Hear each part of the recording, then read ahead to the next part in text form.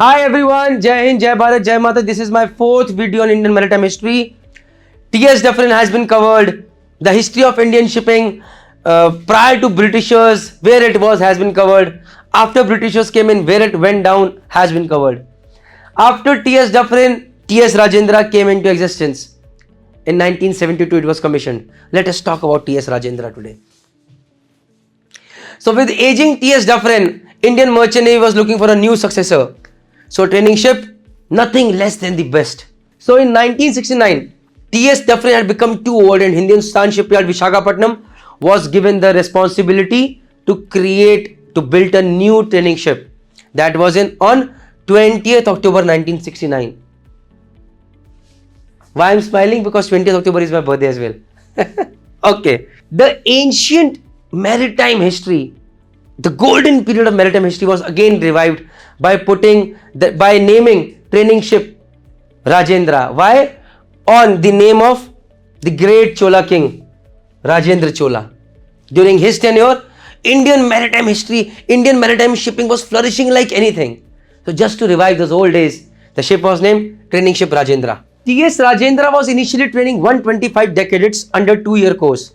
But there was a sharp rise in Indian ships and unavailability of Indian officers. So immediately, the strength was increased to 250 cadets per year and the course was reduced to just 1-year course. This is all demand and supply. The quality of training was compromised for the economic reasons. However, in 1984, due to a hard recession, again, the course came back to 2 years and the strength was reduced to 125. So it's again demand and supply.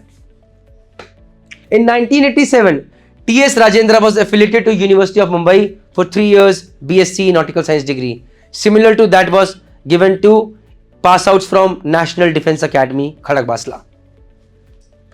Now, retirement of T.S. Rajendra. Why did it happen? After successfully training a large number of cadets in the Indian Merchant Navy, a notice came across. It is to be noted that both the floating training ships T.S. Dufferin and T.S. Rajendra were run totally on government grants. The accumulating heavy financial burden in operating the T.S. Rajendra was causing concern and a conscientious decision was arrived to decommission the ship and not to replace her with another floating ship.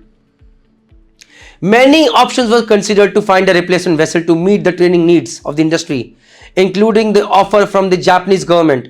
But the same ruled out due to heavy financial burden in operating the pure training vessel. So, and that is how training ship Rajendra got into obscurity and training ship Chanakya, a permanent position, a college, came into existence. We will definitely cover T.S. Chanakya sometime later. Thank you very much. Jai Hind, Jai Bharat, Jai Mata Di.